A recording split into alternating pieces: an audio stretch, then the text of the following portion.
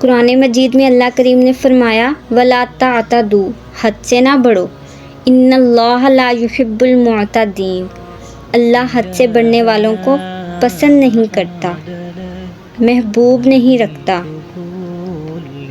اللہ تعالیٰ ان لوگوں کو پسند نہیں فرماتا جو اعتدال کا راستہ چھوڑ جاتے ہیں۔ بعض لوگوں کی یہ طبیعت ہوتی ہے کہ وہ اپنے مزاج کے لحاظ سے ہی کبھی اس پلڑے میں جھک جاتے ہیں اور کبھی اس پلڑے میں جھک جاتے ہیں۔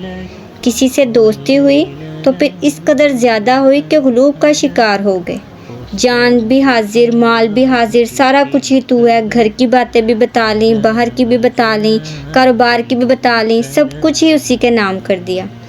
لیکن جب اس شخص کے ساتھ اختلاف ہوا تو پھر دوست تو دور کی بات، تو اسے انسان ماننے سے بھی معاذ اللہ انکاری ہوئی۔ تو یہ شدت ہے، یہ تناؤ ہے مزاج کا، اس سے انسان کا اخلاقی حسن ضائع ہوتا ہے، اس سے جو انسان کی انسانی خوبصورتی ہے وہ چلی جاتی ہے۔